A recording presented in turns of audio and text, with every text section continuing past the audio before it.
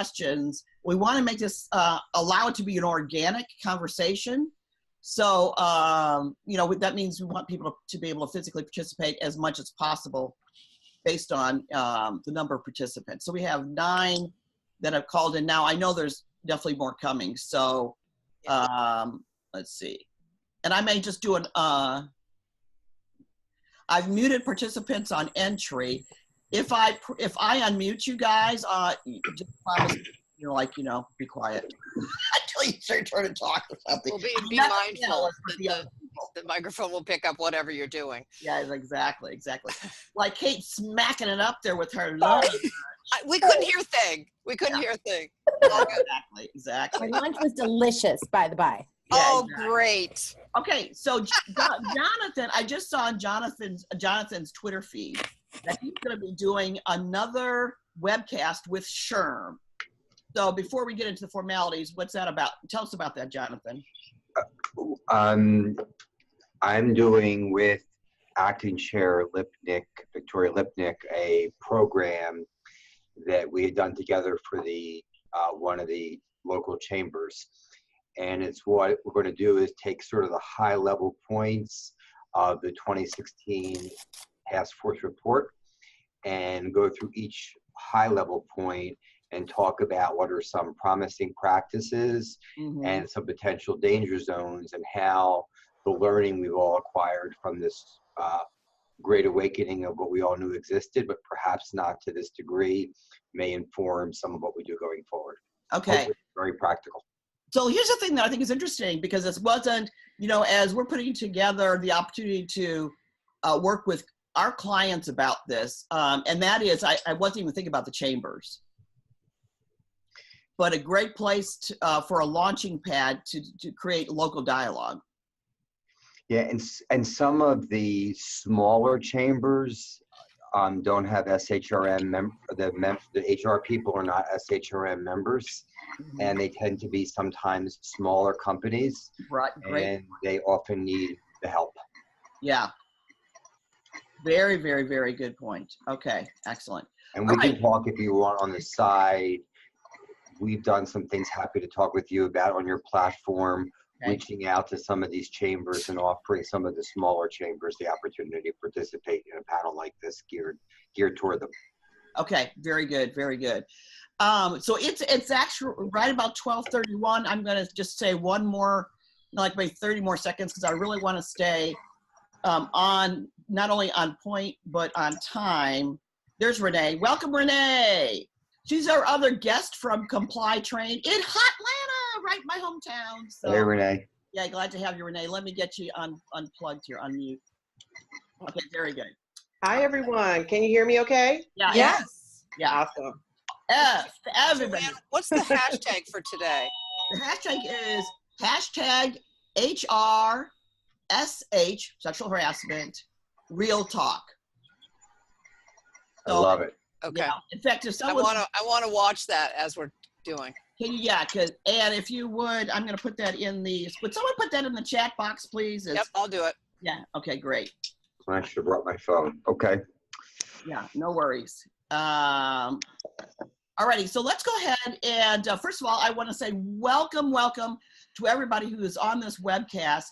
Real talk. It's really from the article I wrote on LinkedIn called Sexual Harassment, It's Time to Take Action. And just very briefly, the whole reason why I'm even doing this is because a client asked me, do you do sexual harassment training? And I said no. And by the way, that was after or during an emotional intelligence workshop. And then all of my little brains, for you guys who know me, my brain started going. I'm thinking, well, that's kind of crazy because sexual harassment is part of emotional intelligence. So I said, well, I'll source some folks for you. And then as it started percolating in my spirit, related to my whole mission of having the best workplaces. My mission is we can be our best businesses when we are our best as human beings, which I call the human quotient. When I started thinking about all that, I thought, you know what, this works perfectly into what I do and in my mission. I got to do it. So I started sourcing our HR tribe on Twitter, which I give a shout out to the HR tribe on Twitter. It's so awesome. found Kate, had already done a podcast with Suzi on bullying several years ago, which by the way, That's right. Yeah. resource page, and said this is, and then, this is something we just got to do. Now, just one more point before we introduce our folks. Yesterday, there was at the museum in DC, a Power Shift Summit from, what I call any of the female power brokers in media. Very honest discussions. Great prelude to today. It gave me a lot of extra ideas. So what I want to do is I posted the 5 main questions because what I want to get out today is this. I want us to think about what our role has been and talk honestly about that. Okay, what our role has been, and then what can we tactically and practically do going forward. I want this to not just be discussion, but actual action. That's what I want from today. From your perspective as experts, because we have 2 legal folks, Jonathan and Kate, and then we have behavior experts, Suzi and Alan, and then we have folks in the training and development field being Renee. So with that then, I'm going to start with Suzi. You guys are going to introduce yourself 15 seconds or less. I'm going to start with Suzi Benoit. Okay, thank you, JoAnn. Yeah, all set? Got it. Okay, thanks, JoAnn and other panelists. I'm so happy to be here. I'm Suzi Benoit. I'm an LCSW clinical social worker and SPHR for my HR career. I've been HR consulting for 30 years. I'm an expert in power dynamics in the workplace. Mostly what I've done is complex human relations problems with toxic employees, but lately this has shifted to sexual harassment, which is all about power dynamics. Very good, excellent. Okay, Mr. Allen. Hey, JoAnn, good to be here. I want to start off by saying that I'm married to my high school sweetheart, and we have 2 grown daughters and 3 granddaughters. And that's one reason why this topic is so important to me. Professionally speaking, I'm an expert in human potential and human performance, and have worked with companies such as the Center for Disease Control, American Cyanamid, and a lot of small organizations. And I'm also the author of the book, 7 Secrets to Enlighten Happiness, Your Guide to the Life You're Meant to Live. And we're doing some work around happiness as a human resource too. So thanks, Alan. Okay, Miss Kate. Hi, everybody. My name is Kate Bischoff. I am a lawyer, so I do suffer from law degree. Don't hold that against me. I am also an HR professional. I spent 4 years of my career as an HR officer for the U.S. Department of State, stationed at U.S. Consulate General Jerusalem and U.S. Embassy Zambia. So in the middle of my legal career, I got my HR cred and learned that it's so much harder in the trenches than your lawyer actually may know. So I spend my time working on compliance issues. I teach compliance at a law school nationally, and I think compliance is not just the C word that it has been turned into be. That it is much more of a business focus, that when we focus on what's good for our people, compliance just falls into place. Yeah, very good. Yeah. And, one of the things we're going to be talking about is how we want to see this holistically. And I've been writing about that. And that's, the space from which I come to in my consulting practice. Okay, Renee. Hi, guys. I'm here in Atlanta, Renee Barnes, and I have about 20 years in learning and development within technology, HR, and kind of supply chain has been a focus as well. And about 2 years ago, I branched out on my own and started my own firm. And in that time, kind of focused a lot on helping larger companies build their compliance programs. And so we've shifted gears to add a component to help smaller businesses build that compliance. And I've teamed up with the legal team and with strong HR resources to do that. So happy to be here. And her specialty now is working with startups. Mm-hmm. So Cool. that's, so that's a really cool thing as well. Okay, last but not least, Mr. Jonathan. Thanks, JoAnn. It's nice. Thank you for inviting me. It's nice to be with all of you. Like Kate, I am a lawyer, recovering litigator. Focus is HR. And in the topic at hand, harassment, the second article I wrote in 1986. Okay, wait a minute. Wait, 19 what? 86 was on sexual You wrote that harassment. when you were 12? 86, wow. I was actually 13, if I'm Yes. honest. This has been an issue I've been focusing on for 30 years, plus the years. And I view it not only as avoiding liability, but more importantly, avoiding harm. And then you avoid the liability from a legal, human quotient, and business perspective. Had the honor of being on the appointed to the EEOC task force on harassment. And I take the ethics seriously. I don't speak for the EEOC or the task force, but I will have some comments perhaps from that wonderful experience. Okay. So you were on the EEOC task force. Yes. Okay, yes, because they just referenced that at the summit yesterday in terms of what the results were. So it's really cool that you're on. So our first question is, and I'm going to actually start with Jonathan since he's been in the space the longest. What was your reaction to the eruption? You use the phrase, like it's this consciousness. I call it an eruption of revelations. Yeah, I've used the word great awakening, eruption. I think eruption is a great word. Mm-hmm.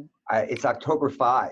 That's when the allegations about Weinstein came out, and they continue afterward. For me, I was not surprised that harassment was a severe problem. Always have believed it is. But I would acknowledge that it is more severe than I thought.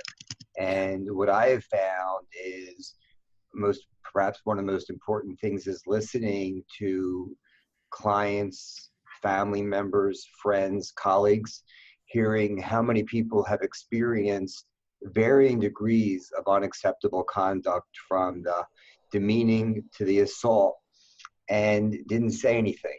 And what it pains me to see, although not as much as what people have gone through, how much suffering there has been. I'm hopeful that we may have turned a corner where only someone who is brainless could deny the existence of harassment as a severe societal problem. And it's on all of us, and I thank you for putting this together to tackle it.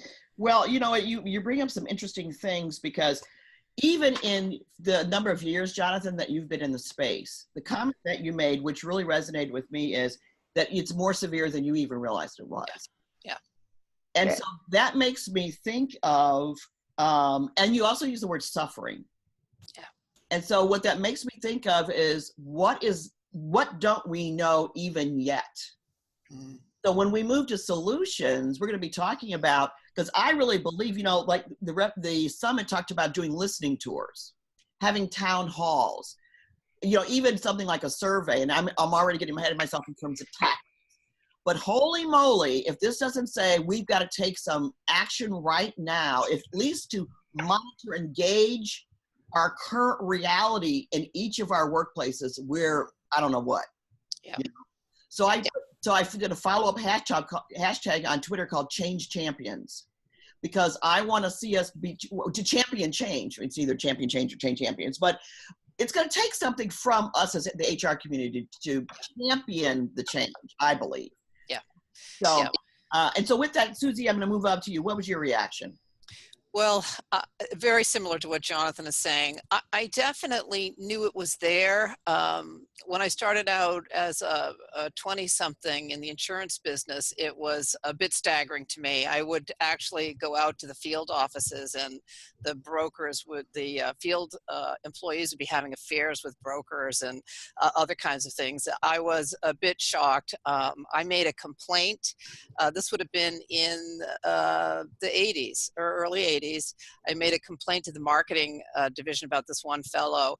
I left the company, and about a year later saw that he had been promoted. And I thought, well, great. Since then, I haven't personally been aware of too much. I've been working for nonprofits, and they have tended to be a little bit more respectful or just aware of people's rights and those sorts of things. But the severity, I've got to say, with the Weinstein revelations about him stalking these women to prevent them from speaking, that was kind of shocking to me. I had never imagined that someone would go to those lengths. It is really a shocking tale. It's about the most severe retaliation I've ever seen or witnessed. I've been working on toxic employees with my clients and publishing things on that for probably, I think, maybe 10 or so, a little over 10 years now. And the one thing that I feel encouraged about is, Jonathan mentioned avoiding harm. You can make a sales pitch to employers that does eliminate some suffering or reduce the suffering by people who are victims, but also convince them at the same time they're reducing their risks. Right. And I think that's an important piece. I got into the toxic employee game because I just couldn't stand to see these people suffering, you know, people starting rumors about them, and it's awful. And that was my motive. But then I pretty quickly realized that I could convince employers to deal with it because they were losing money and they were going to get sued. Right. And so what I'm going to do is jump to Kate's perspective, because she's the lawyer, and then I'll come back to Alan and then Renee, because that's a perfect segue into the next lawyer in this. So Kate, your reaction. Well, when I started my legal career in 2004, the first place I interviewed while I was still a law student was with a plaintiff's firm, and plaintiffs representing employees and sexual harassment and all kinds of employment claims. And the attorney that I was going to be working for spent most of his time working on sexual harassment claims. And my second week, I was holding the hand of a sexual harassment victim at trial, second chairing that trial. And I was like, you guys still make money on this? Because it's 2004. And here it is, it's 2017. And I'm able to pay my mortgage, doing about 40% of my practice focused on sexual harassment and what it means in the workplace. And so I would really like to work myself out of a job, but it is still something that exists. I would go even further back than October 5th. I would go to February 19th when Susan Fowler published her blog post about her experience at Uber and the bosses that she had at Uber. And so this unfortunately is not something that's a surprise to me, given how I spend my time in this area. I'm thankful that it's coming forward so that we're having more conversations like this. I think this is an excellent opportunity for us to be critical of ourselves and take some self-assessment in how we handle these. I understand the battle between doing the right thing for an employee and making sure you can still feed your family when you're still in the same power structure. I get that. But I think we have an opportunity to figure out how to do this better and how to protect not only the company, because I think that's not necessarily the right lens to look at this, but to protect ourselves and the people that we work with, because we spend an awful lot of time with these people. And if we really understand and treat them with respect, we do so much more good than we could otherwise do. And to your point exactly, Kate, we're talking about all workers. Yep. Not pile on men.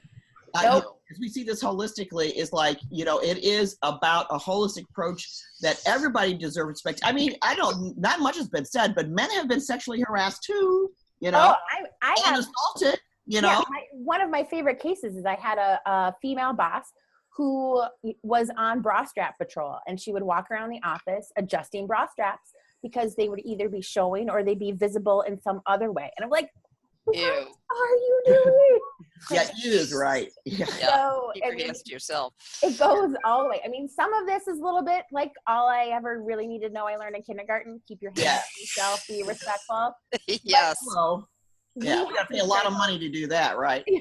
But we have to be critical as ourselves, as HR professionals and attorneys, as what are we doing that enables this kind of conduct to occur. Right, exactly. Yep. And so that brings me to Alan. Alan, as a behavior expert who's done a lot of counseling for a lot of years, what was your reaction? I had two reactions, JoAnn. One was, I'm not surprised that it's taken so long to really burst into such public awareness. When I was a therapist for 10 years, I didn't specialize in, but I worked a lot with adults coming in because they'd been sexually abused as kids. And most people are familiar with the term family secrets. Yeah. There's a reason there's that term.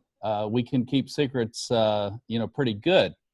So whatever you see going on outside of the workplace in human behavior and life is going to be there in the workplace. So I wasn't surprised to hear that. At the same time, my reaction was, it's about time. It's about time that, people begin to speak up and to push back and to really stand up to the power structure, because this has a lot to do with power, and say, you're not getting away with this anymore. Yeah, exactly. So, Renee, hit your spot. Yeah, just working with startups and small businesses, a lot of times they don't think that they can address this issue, and then something happens and they're not prepared.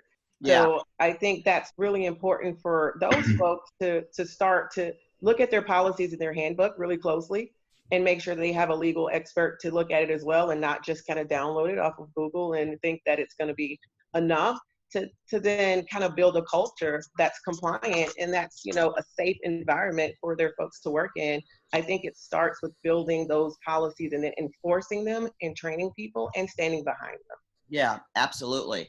Absolutely. So let's go back to then, where is here's my thing. I did a thing for LinkedIn about about managing employee problems. And my intro is, you hear all this stuff going on in the news, and my immediate response is, where is HR in all this? Yeah. That's my first response, right? Yes. Yep. So, so I want to have you guys chime in, and I'll have Suzi go first. Where is HR in all this? Like, what is happening? What's been our role? I've tweeted a couple of things when I see something that's gone on inside a company, and I think to myself, what in the world? That's my emotional response. I think from an intellectual standpoint, anybody can be neutralized by these toxic actors, these strategic people who are, abuse and intimidate with no punishment and no consequence. Mm-hmm. And HR can definitely be neutralized for that reason. And another issue is when HR reports to the wrong level. Then even when HR is reporting to the CEO, if the CEO if this isn't a particular championing issue for them, they can neutralize HR. So I do understand situations where it makes it very difficult for them to speak up. But there are those of us who are external consultants and so forth that are not punished when we speak up, have got to be speaking up furiously and then helping HR get the skills to understand the power dynamics and figure out a way to solve the problem. Very frustrating. Okay, very good. Kate, what's your response to that? I agree with all of that. I just to be flat out, I think we need a couple of things. One, we need to grow some titanium spines. I mean, I have not been. You were going to say another word, but you said that. That's where I thought you were going. Well, no. I think we need to grow titanium spines, and this puts us in a hard position, right? We're going to be recommending some tough decisions for the people who are most powerful within our organizations. Yeah. That said, we need to be both strong in our positions, but also supported from our leadership. Yes. And I think that's where we see some disconnect. And, I have been on the record saying I would never hire an HR professional coming out of Uber. I would never do it. I would recommend you don't do it because they have been enabling and complicit thus far. So I think there is some challenges for organizations to figure out what they want from their HR and whether they're willing to hear the bad stuff and they're willing to hear the critical things. Mm-hmm. And as HR professionals, if we're going into an organization, we should demand that they hear that and demand that they respond to it. Yes. Okay. Who else wants to respond to that? Because I see a lot of nodding going on. And then I'm going to open this up to our group too. Hey, JoAnn, I would like to say that this is, and I'm sure you agree because we've talked about this, is first and foremost a leadership challenge, meaning a lack of leadership. HR is going to be very reflective of the kind of leadership that they are in the environment with. So if the leaders have been living in a bubble, which that would be most of them, because they're isolated. They don't hear about the kind of things that are going on. And why don't they hear about it? Because they're not asking about it, because it's not on their mind or it's not a priority for them. So we have to start with the top leadership, the CEOs and the boards. And then it's a matter of HR saying, you know, we have to quit being reactive. We have to be proactive, and we have to provide leadership, and we have to take some risks and do something about it. Right, exactly. Ellen, can you come a little bit closer to the camera so we can see you a little bit better? Yeah. Okay, Jonathan, go ahead. Sure. Thank you. I want to build on what was said. I have a slightly different view, which I hope is okay. Sure. I think HR has gotten a bum rap. I think that HR has been a champion in this area, SHRM in particular. I think a lot of HR people have stood up. I've seen HR people stand up to CEOs and take the risk where saying either he goes or I go. I would be foolish to deny that there aren't some that need more, Kate, I love that, titanium spines. But I think part of the problem is in some organizations, there's this concept, HR owns civility or HR owns ensuring respectful environments. That's got to be the entire leadership team. Yes. And although I think HR can play a critical role, if, as Alan said, the CEO, the CIO, the COO aren't on board, it's not going to happen. And there may be times where HR needs to take risk. Yes. And I think, as Kate said, there are ways to do it peer-to-peer.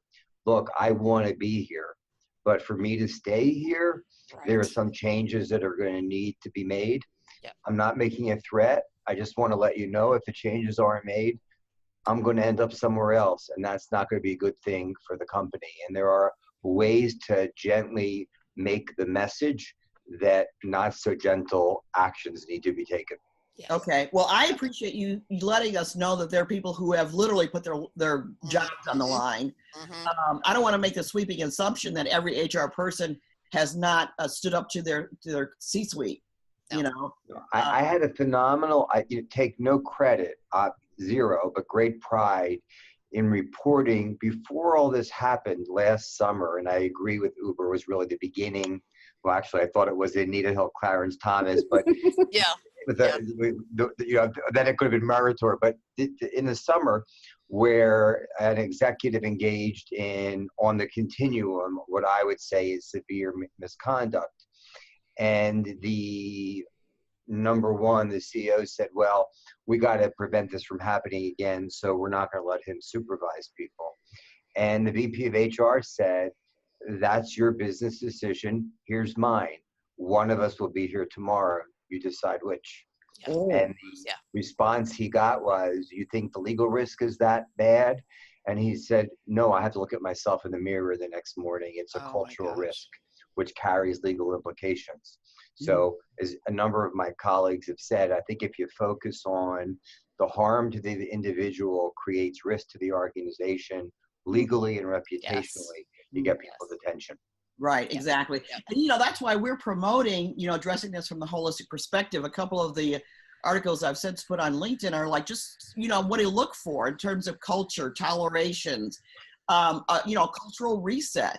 Let's do like a public apology, and let's look at ourselves. But you know, my last one was leading from vision versus correcting symptoms. Well, what is the vision of your organization, and are we promoting that, Kate? Well, and the thing I want to build off of that is this is no longer just a legal risk. This is no longer just we could get a lawsuit or we could get a charge with the EEOC or state agency.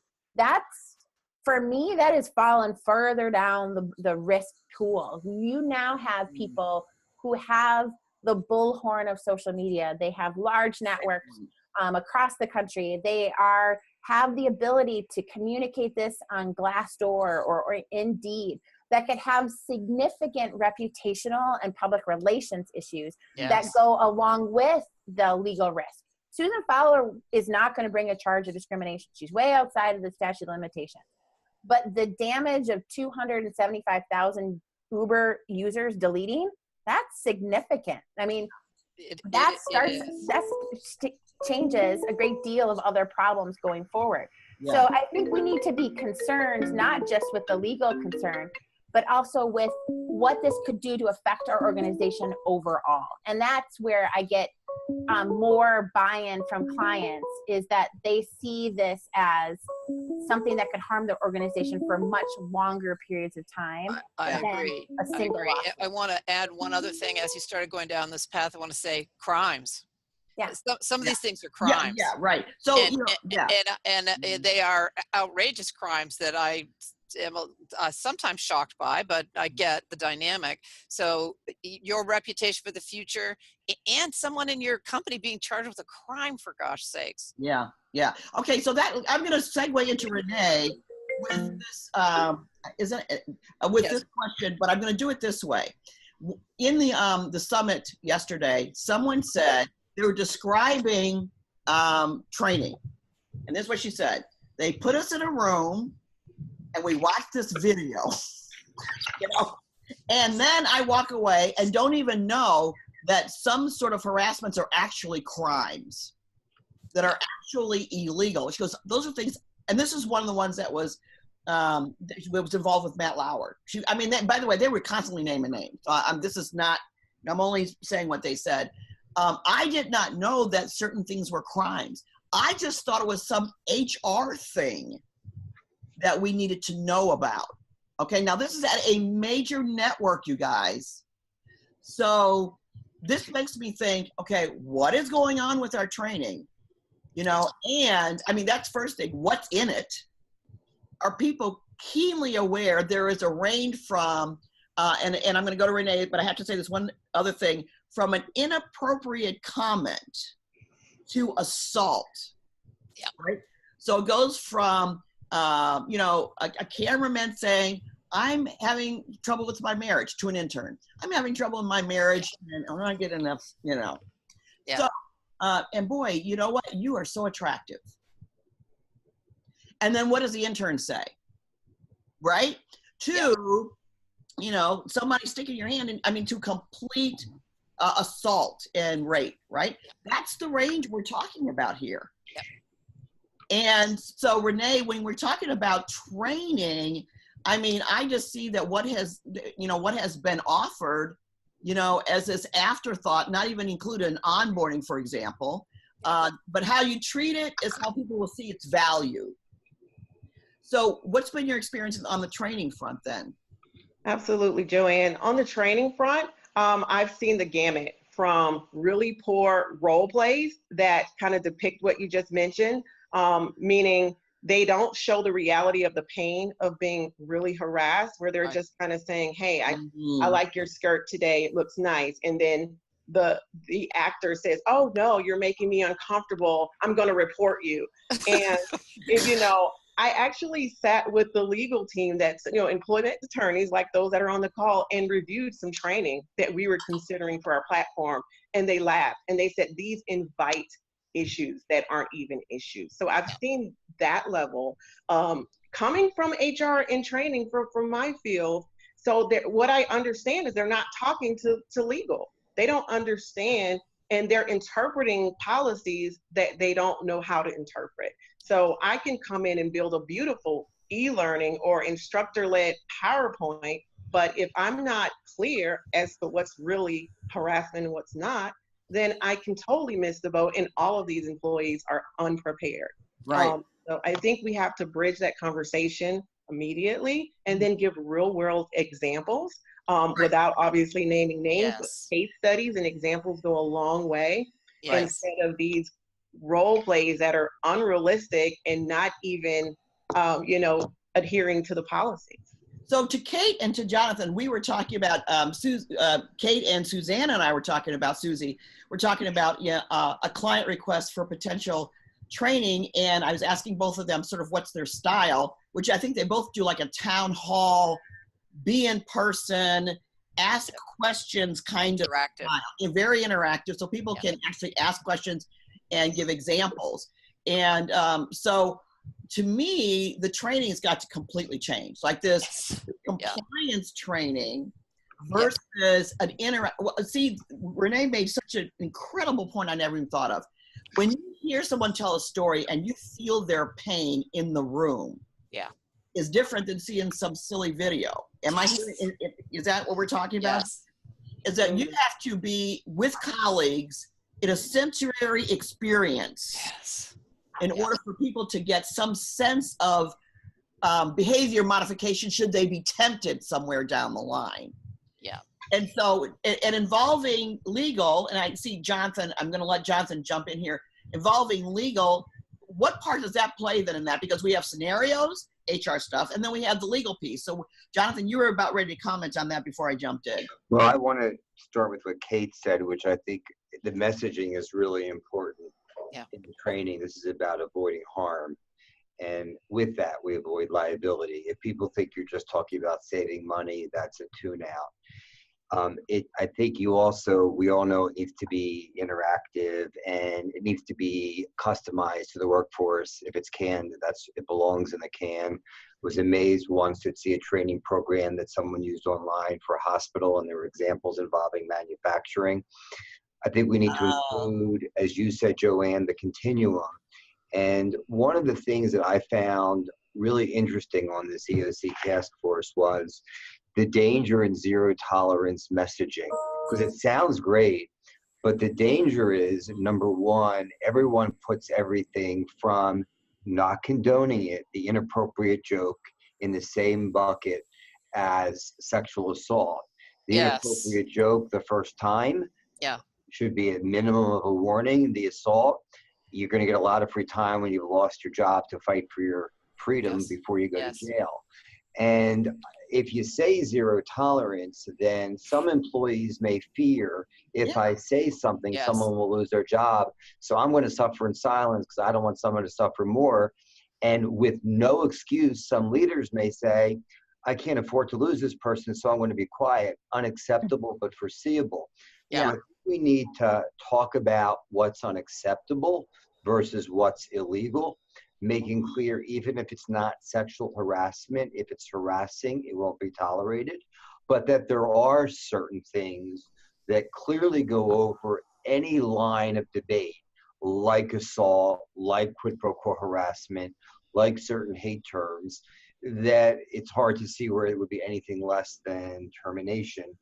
And I think in the training, one of the things that you said is you got to give, others have said, you got to give specific examples that will resonate. If they're too simple, I've seen some where I've sort of chuckled, is this harassment, yes or no? People, they're so obvious, people say yes, then they leave with this sense of security. Well, you know, I got it. I know what harassment is, so I am fine. You want people to be questioning and challenging themselves so that they say, hey, I may not have seen that. If someone gets a 10 out of 10, if there's an after quiz afterward, I got every question right, maybe it was too simple, and maybe it reinforces the sense I'm fine. Right. So this is interesting because let me interject one thing. So John, and I want Alan to chime in here as a behavior expert too. When I saw all the firings, you know, the media, you know, everybody, something was reported, then they were fired. Something was reported, then they were fired. I put in one of my LinkedIn posts that one of the New York Times, no, the New Yorker writers, he had a relationship with someone. Their interpretation of the relationship was very different. And he's thinking, what? You know, like, I don't know anything about it, but I'm just relaying, you know, his comment, which is in the article on LinkedIn. So my thing is, if there's all these, you know, firings with zero tolerance, what has that done? So that's the social contract right now, right? Yes. What do you think, and I'm directing this to Alan from a psychological perspective, what do you think has been the result of other men seeing zero tolerance? What and what we need to be aware of, this has been the social landscape. Now, how has that impacted our companies because of seeing all these people just getting fired, you know, even without any kind of investigation or whatever, you know, for what we know about Alan? Well, I think it creates more complexities and more problems because it creates a lot of fear. Because the leadership has not been there where there's been clear expectations and clear consequences. And I agree with what Jonathan And you were saying, JoAnn, it can't be a zero tolerance. That's just has no common sense to it. But we do have to have the top leadership communicating clear expectations and clear consequences, with those consequences being enacted, because all these companies that just summarily fired someone, my question is, okay, perhaps that should have been done. However, what are you doing after that? Because we can give the illusion that we're changing. We can give the illusion that we're fixing a problem when we're really not. We're just doing something for the public to say, oh, they're fixing this. So the leaders need to make this a priority and involve all of the experts and come up with clear policies, clear expectations, so that people understand what the consequences are going to be. But it's going to be an ongoing process because, as has been pointed out, this isn't a black and white issue. It's very complex, and it's going to be ongoing learning and deeper understanding, and it's going to take some time. Right. So what I'm hearing you say is there has got to, what has happened is there could be suppressed dialogue, suppressed reporting for fear. Because if there's zero tolerance, then, so that makes me wonder where I'm thinking, okay, people might now start reporting more. Well, possibly people might start reporting less. Well, I think right. I think that the less emotionally stable people will be the ones that are reporting more.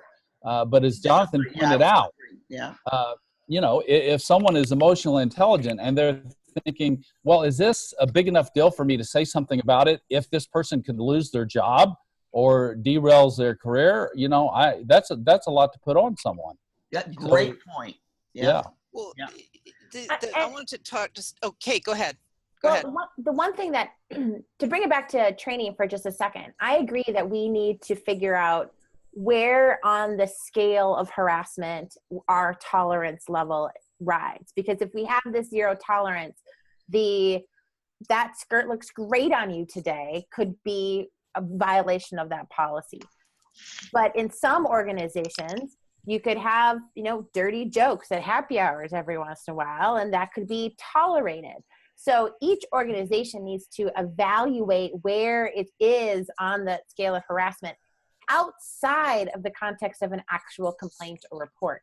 Because we should evaluate where our risk is from a step back from being in the moment. Because when we're in the moment, we're thinking about how much she contributes to the organization. How much value do we get out of this particular employee? And that's not helpful. That doesn't set a precedent for the organization overall. That shows who are we favoring and who are we not favoring. Right. So, right. I really think that's super important about the customization piece of what in your culture and what in your culture is okay. And I've had that because I have several clients that are in manufacturing.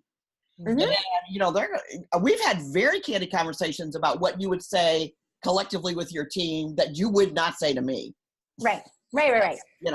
And so by taking the step back and evaluating where are we on that scale, and then communicating that hopefully very effectively and interactively, and developing that scale as an organization or as a particular team, when the event comes up, there is more freedom to report. There's not this fear that we're going to be in trouble or we're putting somebody's job at risk. This is okay, we talked about where this is. We've talked about these kinds of things happening. I should feel when I leave a training that I'm empowered to come speak to human resources or any manager for that matter. And so that's what we're trying to create. And by having the dialogue about the scale and having those kinds of discussions with real world examples, if you're in a manufacturing, we're talking about being on the line, we're talking about third shift, all of those kinds of things. If we talk about it, then we build the tools necessary for them to go and report it within the reality of their context. Yes, exactly, the important piece. Suzi, and then Jonathan. Yeah, I did want to talk about the continuum, a couple of comments. And one is that all employees, most employees that involve themselves in something inappropriate are trainable. They're not necessarily employees that have to be thrown out the door. And it's important for those in human resources and other advisors to companies to help them see that. I think the first effort should always be to try to help someone understand what they've done wrong and evaluate. I mean, there's certain things they're going to be fired anyway, it doesn't matter, but most stuff is not that drastic. And I think employees can often be trained and their awareness can be raised if the company has the right cultural thing they're talking about, and talking about it in advance, very much like what Kate is talking about. I also just want to comment on something, JoAnn, you brought in the manufacturing. I work a lot with a male-dominated industry in construction, and I do the sexual harassment orientation, and I tell them a job site is a rough and tumble place. There's raised voices and swearing, but let me tell you things we are never going to hear there, and this is why. And I talk about slang words for female. I talk about, air quotes, fag, you know, people of Spanish descent. And I say there's a huge difference between that stuff and what is not allowed by our sexual harassment policy and by our positive culture. Okay, that is the sweet spot. And I'm going to let Jonathan jump in here, because the most important thing I can say that even get out of our conversation is the range of what's unacceptable in our unique culture versus what's illegal collectively in our broader culture. Yeah, two different things. Two different things. There's so much confusion about that. Yes. And that's why there needs to be customized policies, because it's got to be unique to culture. So I have in front of me, and then I'm going to let Jonathan jump in here, these pie charts of how sexual harassment was reported to Newsweek. Type of harassment was anything from a joke, you know, to sexual violence. Now, oh, good Lord. And intimidation was in the chart. I'll tweet it out here in just a minute. So even intimidation, and guess what? Source of harassment, 40%, 40, supervisors and managers. Oh my gosh. So no, see, and so this leads us to, so I'm gonna let Jonathan jump in because I knew he had some comments, and then we're gonna jump to what kinds of trainings, because we talked earlier about one for the public whole, one just for managers, right? That there's yes. Oh yes. Yeah. Okay, Jonathan, jump in with what you were gonna say. Sure. A few things. First, we are appropriately focusing on sexual harassment because the issue is so hot. But I think we all need to remind ourselves and our clients and those participating that racial, ethnic, religious, and other kinds of harassment are as serious. And sometimes there is an intersection between the two, where a woman of color and a migrant worker, a farm worker, more likely to experience it. It can be EEO or socioeconomic. Number two, some of the media reports did suggest allegation and termination, but there always needs to be some sort of investigation. Yes. And I think in many of the cases there were, just to make the media headlines.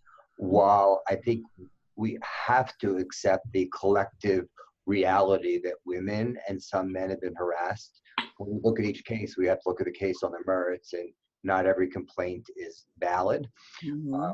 So we don't want to have assumptions one way or the other, or presumptions one way or the other.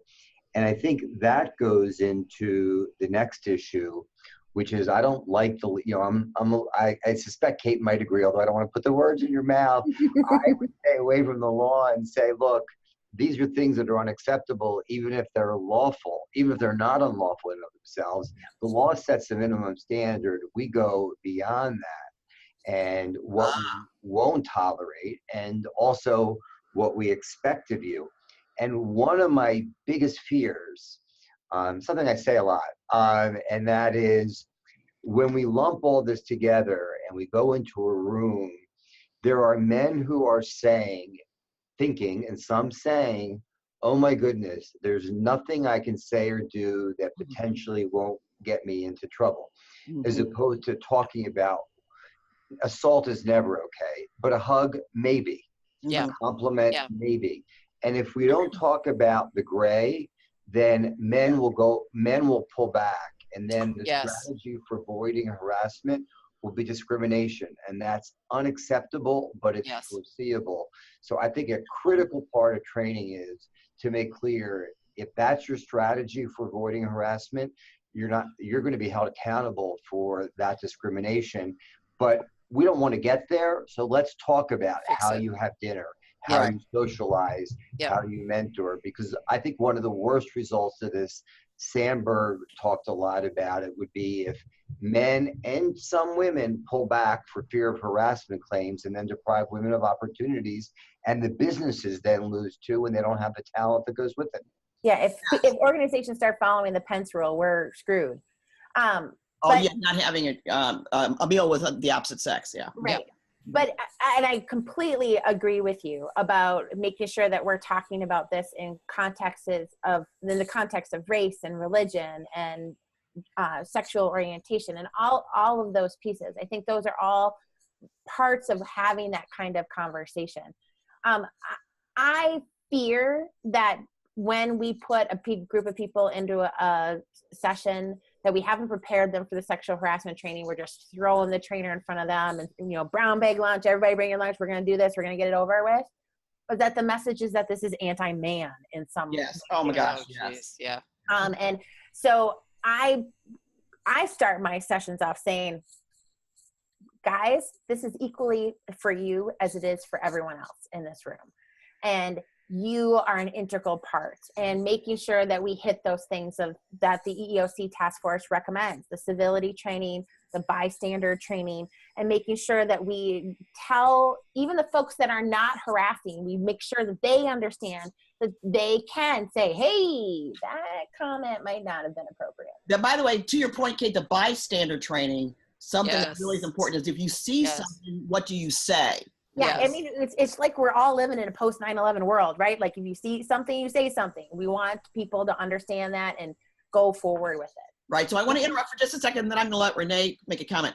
We, Suzi and I we talked earlier about this whole need to be assertive, that a lot of things are about, I'm not assertive enough with someone and I need to draw boundaries. This is a truth with us. I've spoken for I'm coming on my 20th year of being in business.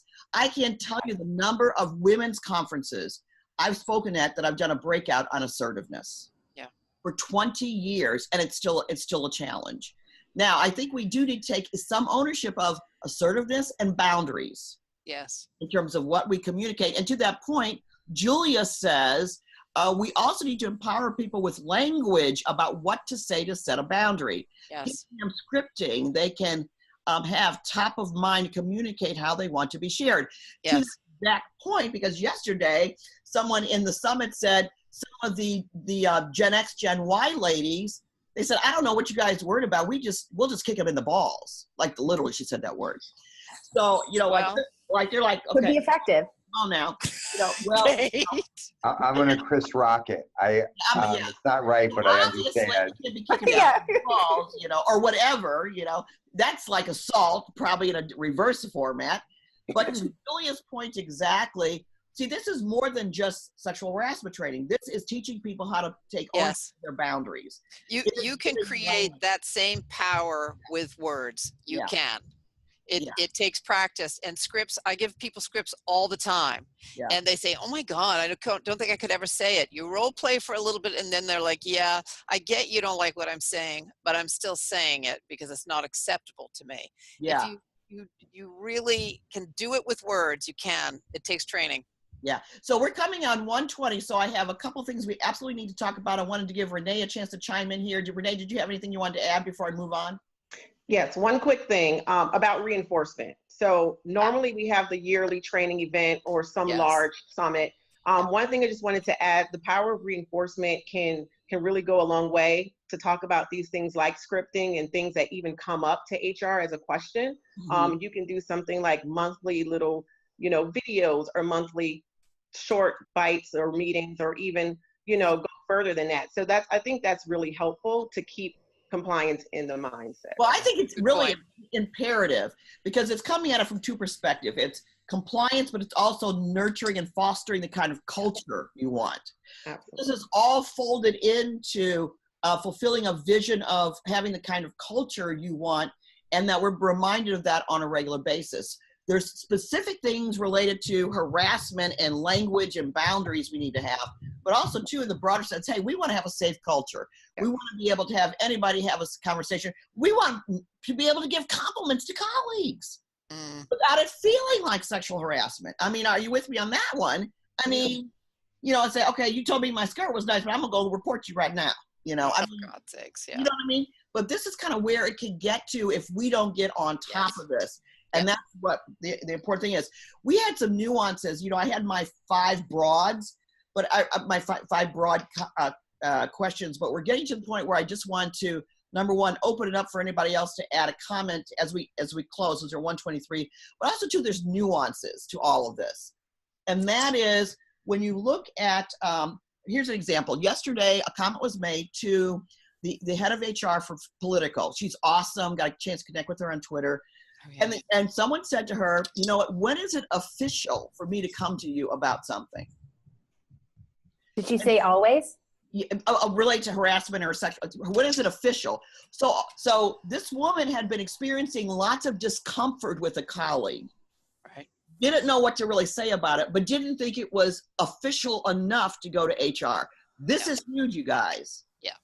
In that someone needs to be able to always feel comfortable. If there's any kind of doubt, when in doubt, go talk. When in doubt, talk it out. Yeah. You know? Sounding Versus board. waiting for something to happen, and now it's official, and now I got to go report it. Yeah, that's. I tell managers, if you hear a rumor, you take action on it. If you get a whiff, a faint smell across your nose that there could be an issue, you have an obligation to take some sort of action, whether that is just going to tell human resources. I want employees to feel like they can come talk to me at any given point in time. And that may mean that as a human resource professional, I HR by walking around.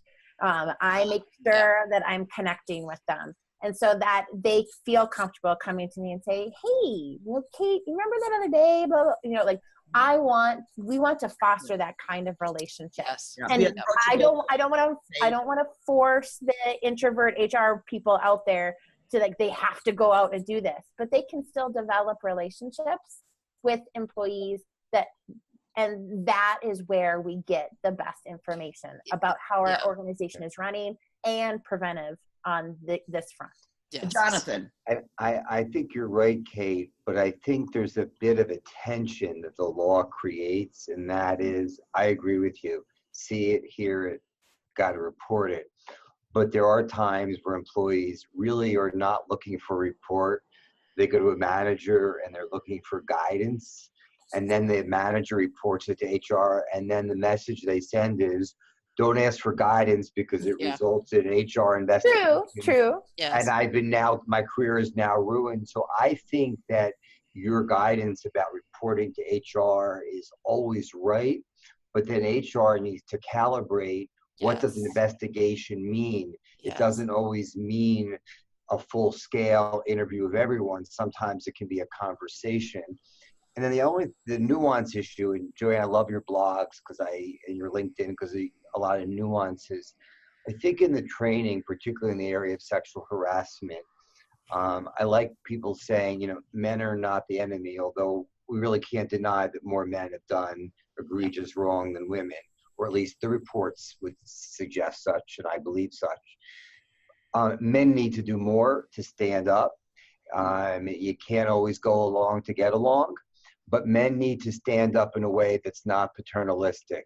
Women don't need men to rescue them. We're not dealing with interesting comment. We need men to say, these are the standards of our workplace. And when you do that, that offends me. Stop. Yes. And if not, we run the risk of, in the process of trying to elevate standards, diminishing women. And that's not okay. No. Wow, that is a very, very, very powerful statement. That goes back to what kind of culture do we want to have, and how am I going to participate in supporting and fostering? It's almost like I want to do the hashtag protect the culture. where it's really about championing every single colleague for who they are. And the paternal thing I think is really fascinating because it's the rescuer, kind of thing in that as well. So so as we close, here I want to do this. This is like only the beginning. This has been such a great discussion.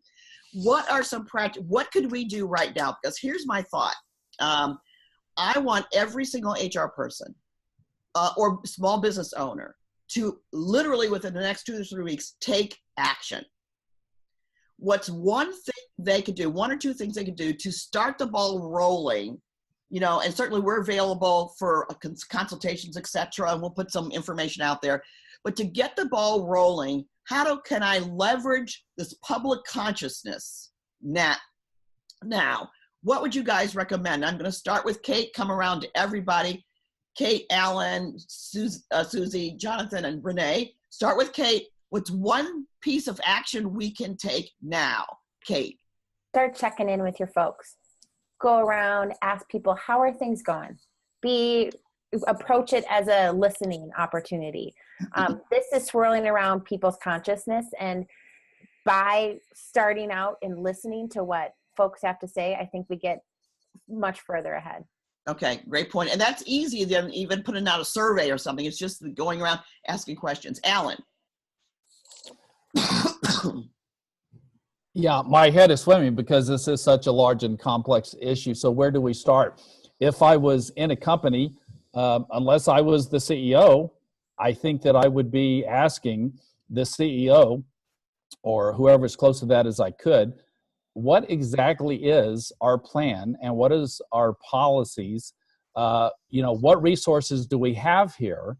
And if we don't have much of that, I want to schedule time to talk about how do we begin to get that in place. Okay, so your suggestion is start with an initial meeting with the C-suite of some kind to at least start having a dialogue.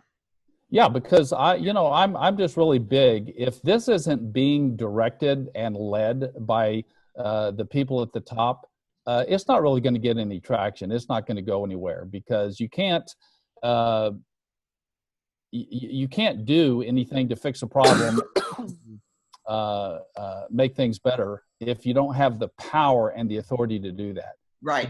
So and to that point exactly, we totally did not even talk about the nuance of power. So let me just throw this in real quick.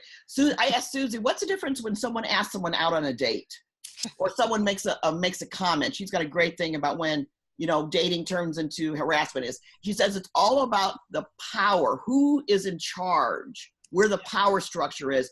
That makes a difference. So sometimes just don't ask people, don't date people who are at different levels than you. That way it's safe.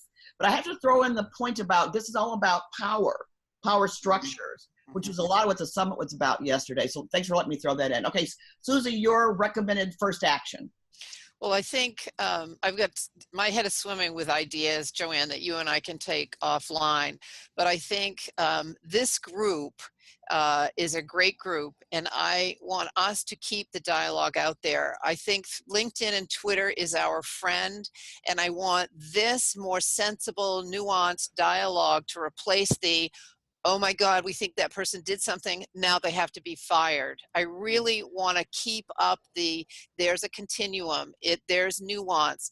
Static compliance-based training is not the answer. You need dialogue, you need interaction, all the things that you guys have talked about today. I want to keep up this dialogue so there's so much of it out there that it replaces the, oh my God, now this one's got to be fired dialogue.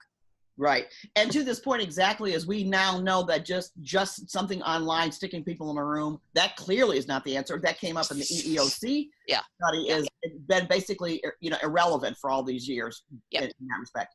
Jonathan. Well, first, JoAnn, thank you for putting this together and including me, and I'm sure others feel the same. A couple of thoughts building on my colleagues. Kate, I was going to say listening too. I come from a family of therapists, so I think A, when you listen, you learn, and B, you show respect. But let me just add to that, which deals with accountability and policies and procedures. The EEOC's Select Task Force resulted in a report by Commissioners Lipnick and Feldblum, and it includes checklists at the end. They were geared toward HR for sort of self-assessments. Checking yes doesn't mean you're okay. Checking no doesn't mean you're not okay. But the commissioners put a lot of time and effort into them. So while you're listening and you're holding leadership accountable, and you're thinking of your policies, you may want to look at what the EEOC took the time to develop and saying, how do what I'm listening to, how does that affect the policy, the complaint procedure?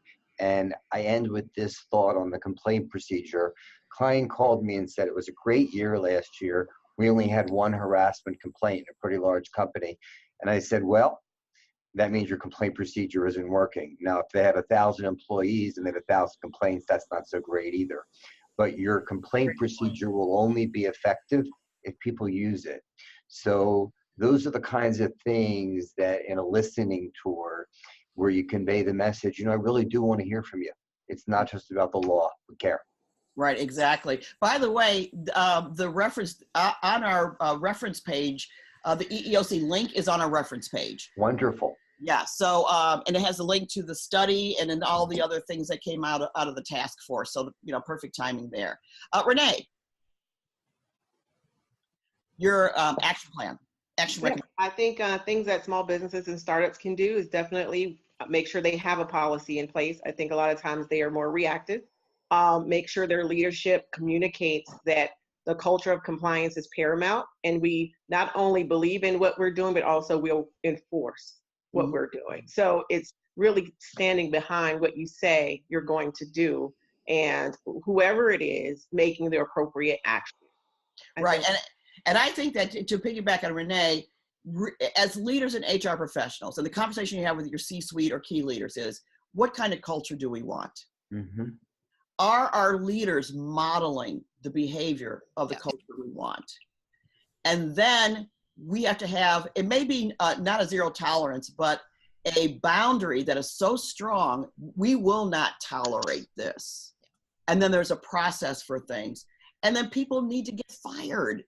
We're talking about bully bosses. One of the things that was said yesterday is bullying is the gateway to harassment. I thought it was a great quote.